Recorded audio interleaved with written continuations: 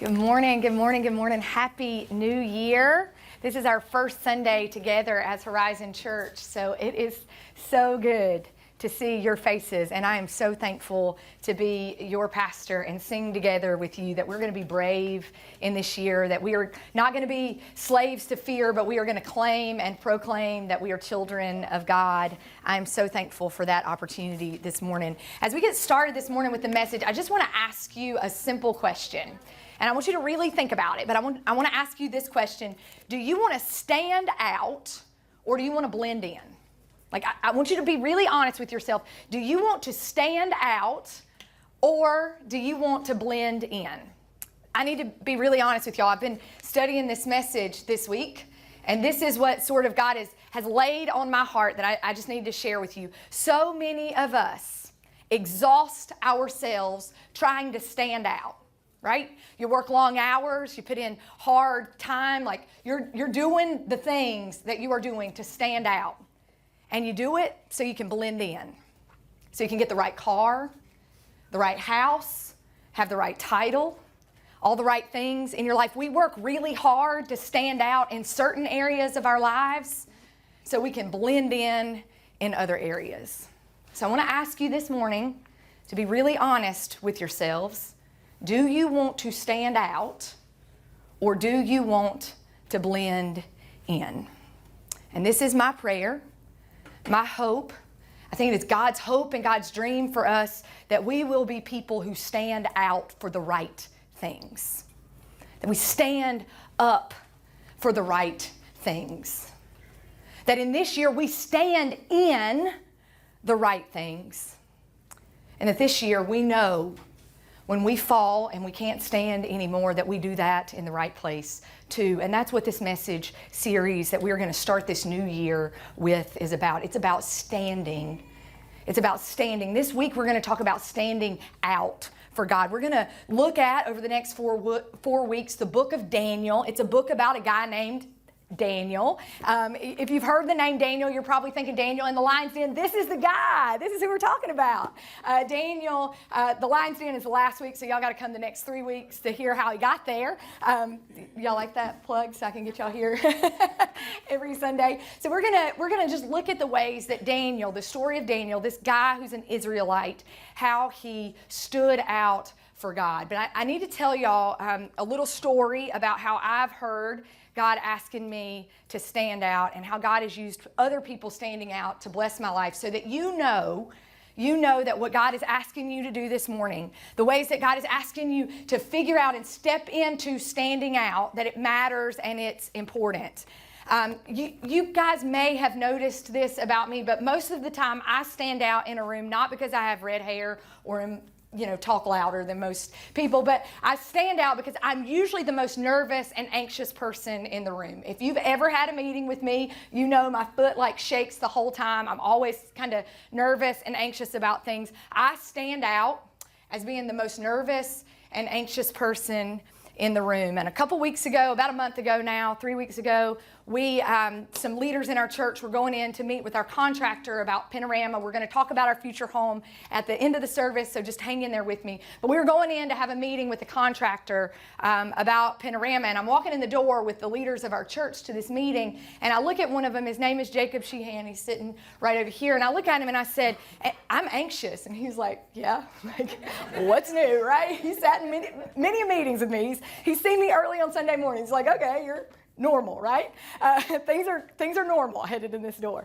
So he was like, "Yeah." And I looked at him and I was like, just trying to be like lighthearted and fun too. I was like just halfway saying this. I was like, "Do you believe I'm going to be like this the rest of my life?" And he said something to the effect of, "You were probably born a little more anxious and high-strung than most people. I think you might be like that for the rest of your life." And so, we laughed about it and went into the meeting. And I wouldn't have even remembered this moment, except we went into the meeting, I prayed, to start the meeting, we kept things really spiritual in this meeting. We talked about the business of the church. We asked our contractor business questions, but we kept it spiritually focused on the home of our church. We ended by talking about our lives and praying for each other before we left the meeting, before we dismissed it. We kept things really spiritual, but I need y'all to know Jacob is ferociously typing all the answers to these questions. He's asking these really challenging questions. We walk in the door, and for an hour he is super engaged. Okay, we walk out and he looks at me. So he's not had a ton of time to think about this really eloquent thing that he's going to say to me. But we walk out the door of the meeting, and he looks at me as we go out, and I'm like, bye, have a great week. And he looks at me and he says, I need you to know something. I actually don't believe that you're going to be anxious the rest of your life. I believe even if you are, I believe more in God's power to do something different and new in your life.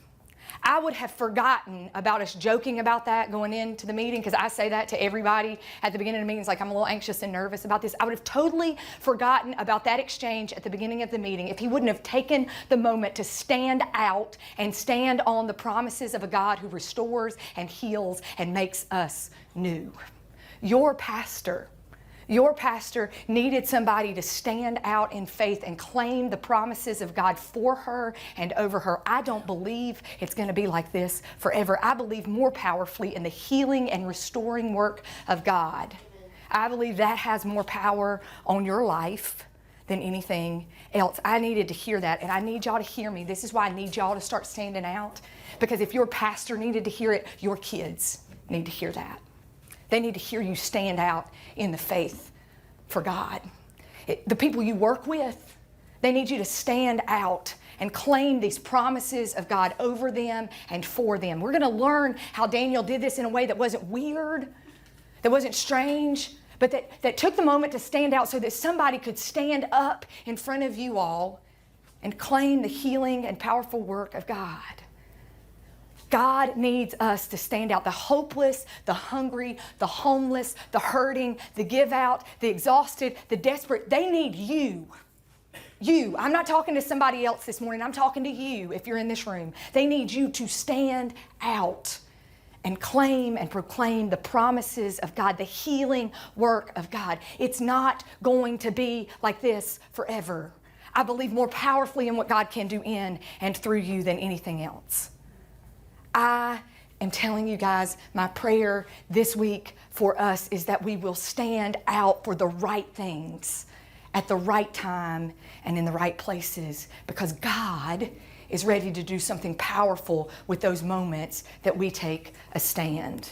Now let's go back to Daniel so we can learn how we can do that, okay? Because this story is going to teach us about how we can stand out for God, okay? There was a guy who was the king. His name is Nebuchadnezzar. I went to graduate school to become a pastor. We took some extra time to study the history of the Bible and things about the Bible. And my Old Testament professor, my professor who helps us learn about the Old Testament, he looked at us and he told us when we were studying Daniel, he's like, whenever I say King Nebuchadnezzar, y'all go, boo, he's a terrible guy, y'all. He's this old guy, and he's like, he's awful, he's evil, he's terrible. So we'd say King Nebuchadnezzar, and he'd say it, and we'd all boo, and then he'd say okay, stop, because that's annoying and I need to get through my lecture. So y'all don't do that to me today. But King Nebuchadnezzar is just this evil, yeah.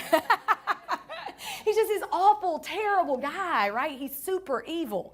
He's the king of a place called Babylon. Can everybody say Babylon? Now say, boo, Babylon. It's bad news. When we talk about Babylon, it is bad news, okay? And then there's this group of people called the Israelites. They live in Israel in a city called Jerusalem. Can everybody say Israel? This is good. Good news. Israel is good, okay? So there's a guy named Daniel living in Israel, and this is what happens. Babylon and its kingdom comes in, they take over Israel, and they push them out of their home, okay? So Israel is defeated. This nation is defeated. It is torn down and destroyed by King Nebuchadnezzar. The city is just absolutely flattened. They didn't just flatten the city and the marketplace and ruin their economy. King Nebuchadnezzar flattened the temple, the place where they worshiped God. Flattened it, destroyed it. He and his servants went in and they stole things from the temple that people used to remember what it was that got, like they had these like things that they would, use in worship. They didn't worship those things, but they would help point people to God. If some of you are sitting in here and you can remember the moments, like your worst moment ever, and somehow God saved you and rescued you from that, right? There's these moments or these memories or these things that maybe remind you of the God who rescued you and saved you from the worst day of your life. These people had a temple full of things that helped them remember that on their hardest and worst days, God saved their lives and had something special for them, had a purpose for them. They had a temple full of these things. And this king went in and he stole all of those things. And he didn't just steal them. He burnt some of them in a public offering in front of everybody to make fun of and mock their traditions. He destroyed their past. He tried his best to destroy their memory of who God is and what it is that God does for them. They took some of the artifacts back to Babylon, and people like made fun of them, mocked them, like put weird stuff in them and did weird things with them. They did everything they could to destroy and mock the past of the Israelites. They tried to get them to forget about the power and redemption of God. I need y'all to hear this, okay? You may not be an Israelite and it may not feel like Babylon's coming to take over, but I believe this. I believe there are certain things at work in your life that try to distract you and make you forget about the God who indeed has control and power and wants to redeem and heal our world. There are things that will literally steal them and mock them. Try to convince you that memory you have of a God who saves you and loves you and called you worthy and has a purpose for you, that's not actually the story and that it's not important. There are things in your life that will do this, okay? I just need y'all to hear that. And that's why it's important for us to see what Daniel did in the face of this. So he's got everybody back. He's destroyed their past, right? He's trying to destroy their memory. Then I want you to hear what he does. The king ordered Ashpenaz, what a name, right? Y'all better not be naming your kids Ashpenaz around here. Chief of his court officials. So the king ordered the chief of his court officials to bring into the king's service some of the Israelites from the royal family and the nobility. So we're going to stop right here for just a second. The royal family and nobility, these are good guys. Like they come from the right place and the right town. They know the right things. Then let's hear what else about him. He says, go get these guys. Young men. This was his first mistake. I need y'all to know this. It didn't say young people. He only went after men. Why did he do that? Anyway, young men, okay? He wants young men without any physical defect. Without any physical defect. He wants them to be handsome. He wants them to show aptitude for every kind of learning.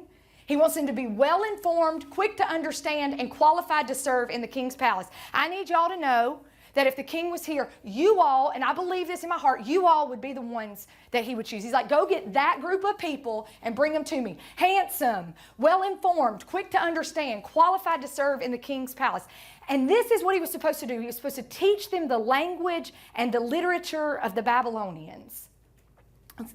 The king assigned them a daily amount of food and wine from the king's table.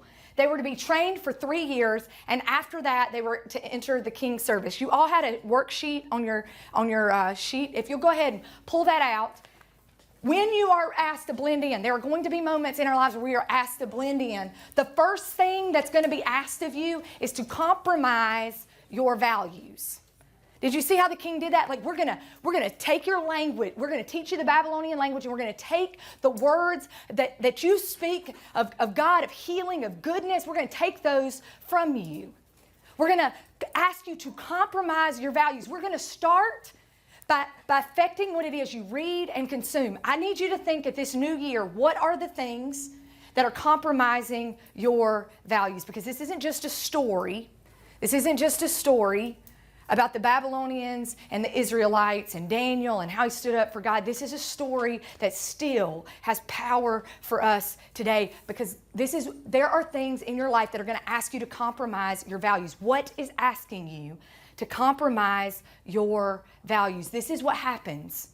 They try to get you to blend in, to compromise your values, the language, the things you read, the way you speak, the way you interact. They trained them, right? They changed the way they physically were doing things.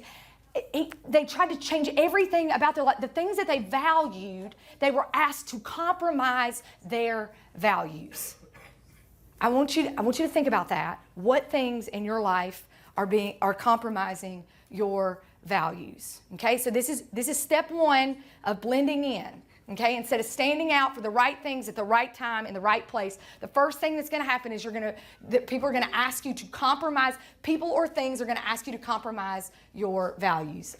Let's read the next set of scripture. Among those who were chosen, so among these guys who were chosen were some from Judah: Daniel, Hananiah, Mishael, and Azariah. Okay, so he chose those. The chief official, listen to this, the chief official gave to them new names. To Daniel, he named him Belteshazzar. To Hananiah, Shadrach. To Mishael, Meshach. And to Azariah, Abednego. Anybody ever heard of Shadrach, Meshach, and Abednego? That's week 3. They're going to get thrown in a fiery furnace. Y'all come and find out what happens to them. So to blend it, but did y'all hear what the king did? What did he do? He changed their names. To blend in, people are going to ask you to change your identity.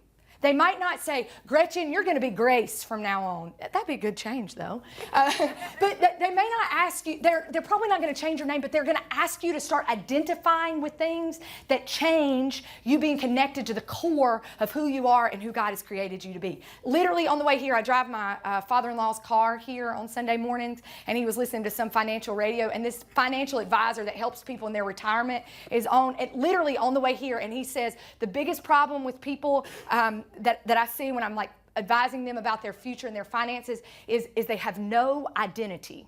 Their only identity is their career. He said, I work with physicians, and the only value they see in their lives is that they are a doctor.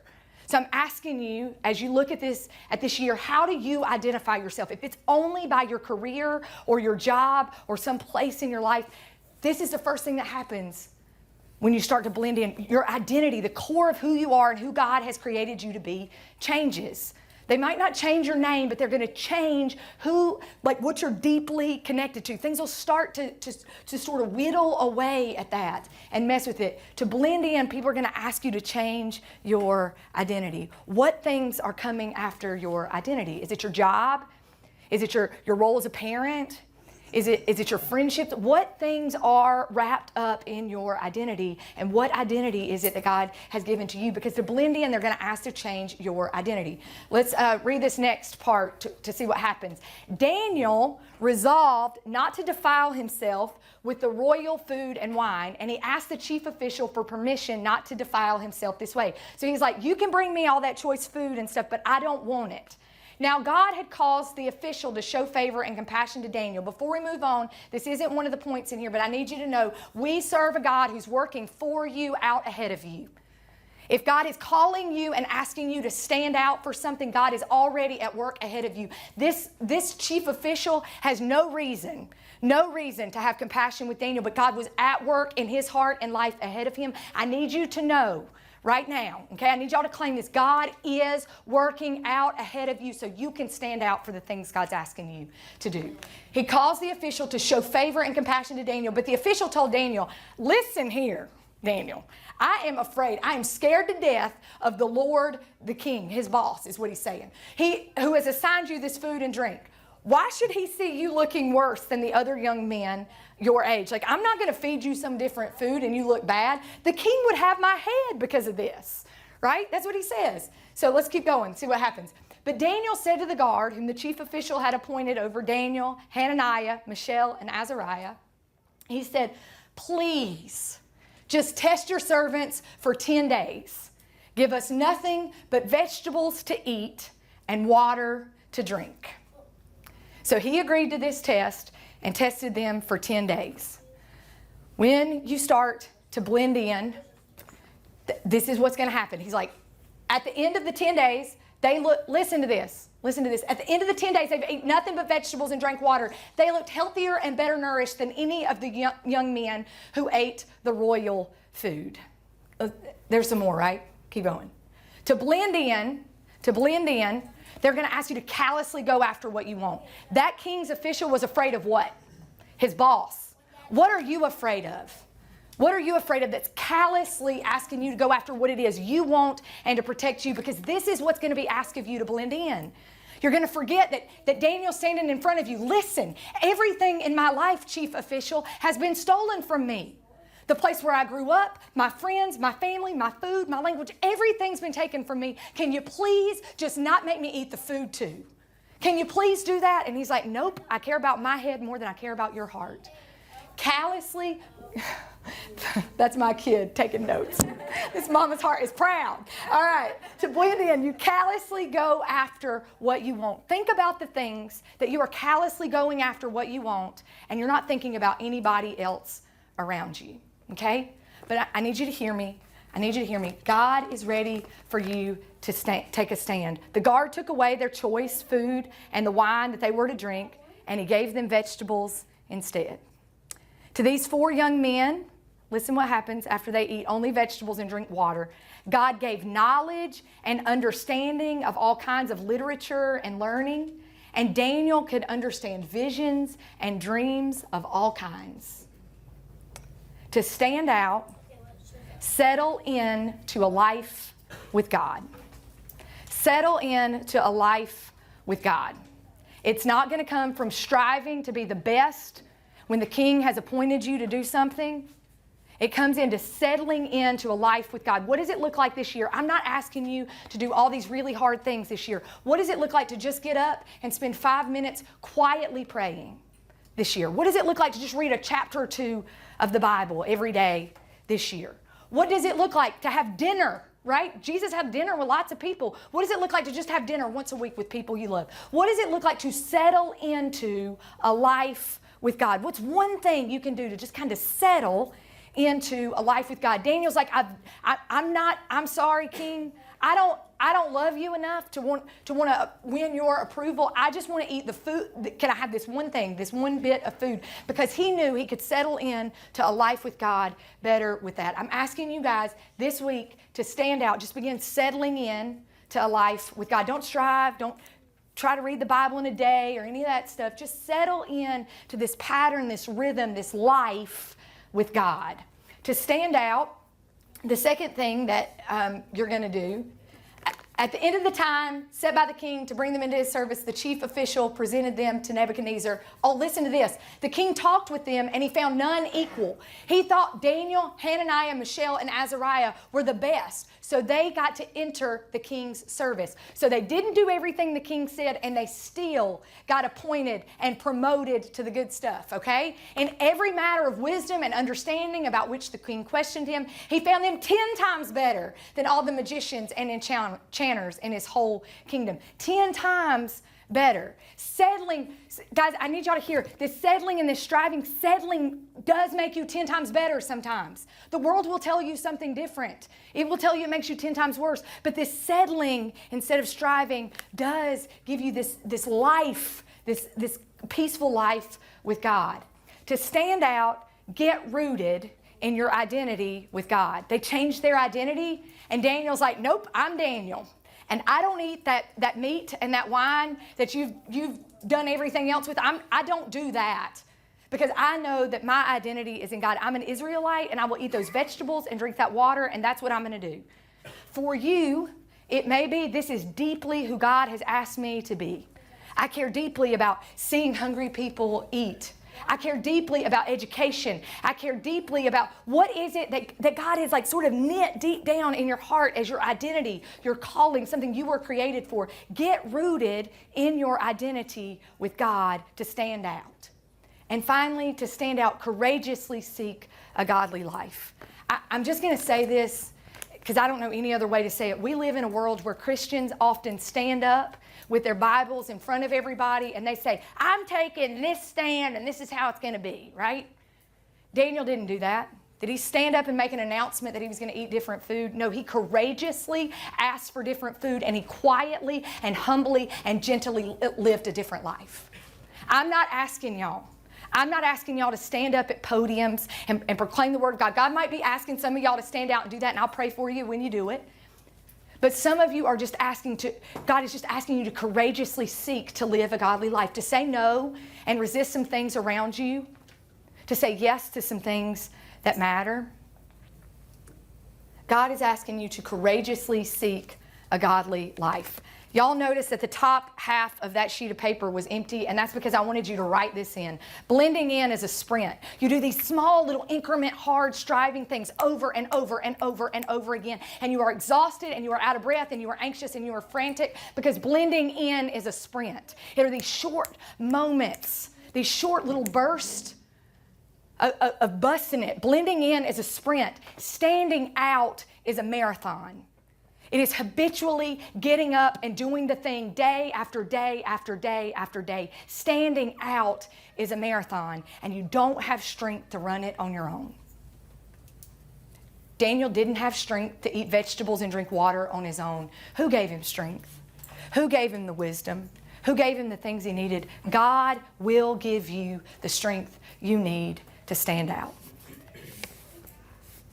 You probably aren't going to get noticed. Y'all probably know the name. If I say Damar Hamlin, does most people in this room know what that is? 6 days ago, right? He collapsed on the field in front of an NFL crowd. Everybody here knows the name Damar Hamlin, but tell me who drove the ambulance that took him from the field to the home. Every single day, that ambulance driver has practiced. He's done the thing every single day. He stood out for the right thing in the right place at the right time. Are you willing to be the ambulance driver? Who was the trainer who gave him CPR? You might know because he went viral. You might not go viral for standing out this year. But can you still stand out for the right thing in the right place at the right time? Because I promise you there are people around you who are desperate for us to stand out for the right thing in the right place at the right time this year. Will y'all pray with me? God, I thank you so much for these people. I thank you for the identity that you've given to each of them as your child. I thank you, God, that those who are tired of standing up and standing out, God, you'll give them the strength to stand out for the right thing in the right place at the right time.